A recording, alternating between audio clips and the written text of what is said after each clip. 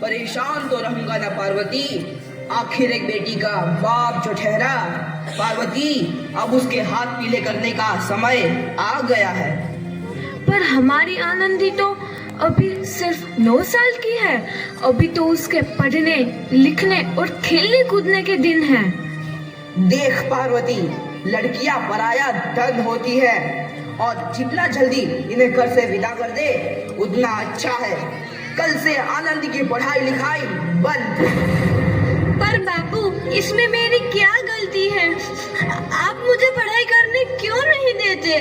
तेरी गलती है कि तू एक लड़की है। लड़का होती तो क्या बापू? लड़का होती तो क्या? ए लड़की, ज्यादा जबान ना चला, नहीं तो जबान हलक से खींचकर बाहर निकाल दूंगा। बापू, मैं पढ़ लिख कर कुछ बनना चाहती हूँ। मेरी पढ़ाई ना रोको बापू। आनंदी, तुझे पढ़ना है तो पढ़, लेकिन सारी उम्र बाप की छाती पर यूं बोझ बनकर ना बैठ। पर बापू, अभी तो मेरी उम्र पढ़ाई लिखाई की है। मुझे पढ़ लिख कर डॉक्टर बनना है। पढ़ाई पढ़ाई पढ़ाई, आज तो तेरी इन किताबों का काम तमाम करके ही छोड़ूंगा। ये ले। नहीं बापू, मत छोड़ो बापू। छोरी। नहीं बापू, नहीं। बापू, ये तुमने क्या किया? तुमने मेरी इन किताबों को ही नहीं फाड़ा बापू, मेरी किस्मत फाड़ दी, मेरी किस्मत। ये कापी किताबें ना सिर्फ छोरों के हाथ में अच्छी लगती है, लड़कियों के हाथ में तो सिर्फ मेहंदी अच्छी लगती है, मेहंदी। पर बापू, मैं लड़की हूँ तो क्या हुआ? लड़का और लड़की तो हमारी दोनों आंखों के समान होते हैं। चुप कर आनंदी, और यह एहसान मान कि अब तक जिंदा है तू। कहीं बचपन में गला दबाकर मार दिया होता तो यह तेरी बकबक नहीं सुननी पड़ती आज। पर बापू, मुझे चूल्हा जलाना अच्छा ना लगे है। देख छोरी, जितना जल्दी हो तू चूल्हा जलाना सीख ले, उतना ही अच्छा है तेरे लिए। और हाँ, तेरा ब्याह तो होगा, वो भी कल के कल। अबला जीवन है तुम्हारी यह कहानी। आंचल में है दूध और आंखों में है पानी। मुझे माफ कर दे बेटी, तेरे बापों के जिद के आगे मेरी एक न चलेगी। माफ कर दे बेटी मुझे। इस प्रकार मात्र 9 वर्ष की छोटी उम्र में आनंदी का विवाह गोपाल राव जोशी से हो गया। बाल विवाह एक सामाजिक कुरीति है और इस कुप्रथा का शिकार होना पड़ा आनंदी को। 5 वर्ष बाद आनंदी 14 साल की हो गई है। उसके घर एक शिशु ने जन्म लिया है। देखते हैं आगे क्या हो। देखिए ना, इसे क्या हो गया है? इसका माथा तो अंगार की तरह तप रहा है। इसे तो बहुत तेज बुखार है। आप बिना कुछ भी बोलते हैं, दीजिए मुझे। माधव, जल्दी से वैद्य जी को बुला के लाओ। जी, अभी बुला के लाता हूँ। ये तुम क्या कर रही हो आनंदी? भगवान की विभूति लगा रही हूँ। बस करो आनंदी, ये सब अंधविश्वास है। अरे आप यकीन तो कीजिए, भगवान की कृपा से इसका माथा ठंडा हो रहा है और बुखार भी उतर गया है ना बाबू? देखिए, दीजिए मुझे। उठो बाबू, आंखें खोलो, तुम्हें तुम्हारी माँ बुला रही है। आंखें खोलो, देखिए ना इसे क्या हो गया है। आंखें भी नहीं खोल रहा। आंखें खोलो बेटा। आप चुप क्यों है? आंखें खोलो बेटा, आंखें खोलो। आनंदी, हमारा बेटा कभी आंखें नहीं खोलेगा। नहीं, ऐसा नहीं हो सकता। मेरे बेटे को मुझसे कोई नहीं छीन सकता, कोई नहीं छीन सकता। पागल मत बनो आनंदी। माधव,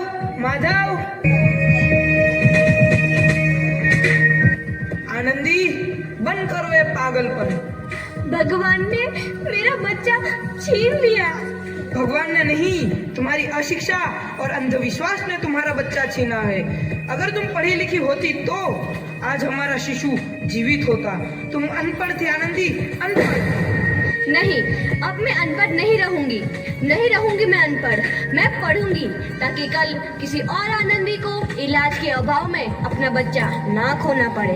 शाबाश आनंदी, और यही तुम्हारे अपराध के लिए प्रायश्चित भी है।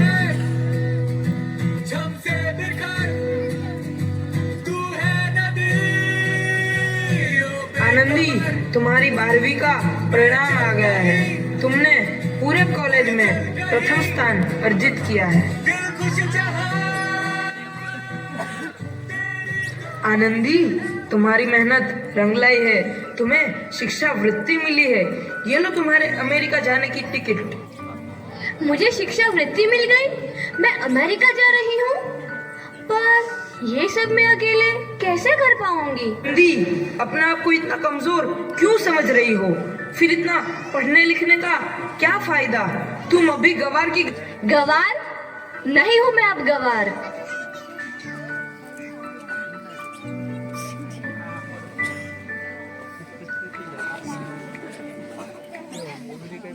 तो इस प्रकार 7 अप्रैल 1883 को आनंदी अमेरिका के पेंसिल्वेनिया के लिए रवाना हुई और 3 साल बाद उन्होंने डॉक्टर ऑफ मेडिसिन की उपाधि प्राप्त कर ली। इधर आनंदी के पिता की तबीयत बहुत खराब है। आगे क्या होता है देखते हैं। लगता है अब मेरे जाने का समय आ चुका है। अब मैं नहीं बचूंगा। ऐसा मत बोलो। शहर के सिटी हॉस्पिटल में अमेरिका से डिग्री लेकर कोई बड़ा डॉक्टर आया है। एक बार वहाँ चलकर दिखा लेते हैं। हाँ, सही बोला भैया। कम से कम दिल को तसल्ली तो मिल जाएगी। हाँ हाँ, चलो चलो जल्दी हॉस्पिटल चलते हैं।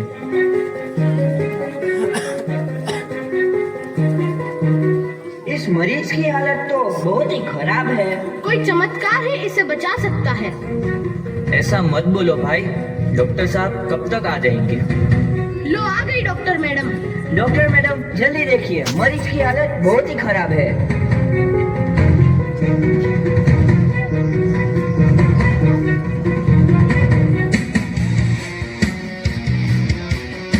अब आप बिल्कुल ठीक हैं। मौत के मुंह से आपको बचाया है डॉक्टर मैडम ने।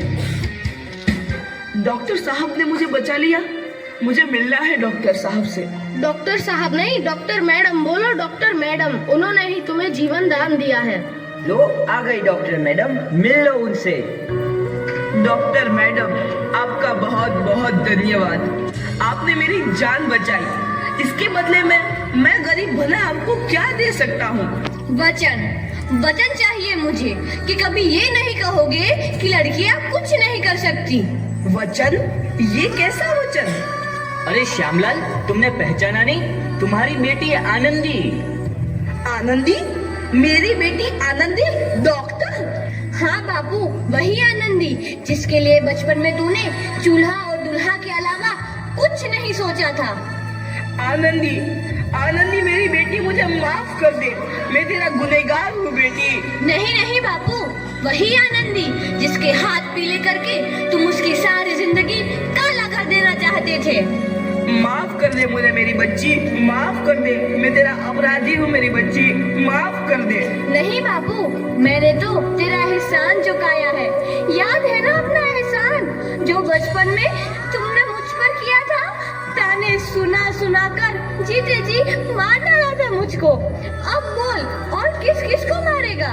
आनंदी बेटी, मुझे माफ कर दे मेरी बच्ची। मैं तेरा गुनहगार हूँ। बापू, आपने ही तो बोला था किताबें सिर्फ बेटों के हाथ में अच्छी लगती है, बेटियों के हाथ में तो सिर्फ मेहंदी। बेटों और बेटियों में फर्क करना तो आंखों में फर्क करने समान है। एक का पढ़ना और दूसरे का ना पढ़ना सामाजिक अंधकार है बापू, सामाजिक अंधकार। उपकार मांगता हूँ मैं तुझ जैसी बेटी का, जिसने सारी उम्र मुझसे कुछ ना मांगा तो सिर्फ बराबरी का दर्जा। वरना सच तो यह है कि मैं तेरी माफी के लायक भी ना हूँ। मुझ जैसा बाप तेरी बराबरी कर सके उसके मैं लायक भी ना हूँ मेरी बेटी, लायक भी ना हूँ। अपने बापू को क्या माफ नहीं करोगी आनंदी? माफ कर दो आनंदी, माफ कर दो। सुबह का भूला यदि शाम को घर लौट आए तो उसे भूला नहीं कहते। बापू, तो इस प्रकार आनंदीबाई जोशी ने अपनी मेहनत और अटूट इरादे से न केवल भारत की पहली महिला डॉक्टर बनी, बल्कि आगे चल के उन लड़कियों के लिए सुनहरा रास्ता दिखा गई जो जीवन में कुछ करना चाहती थी।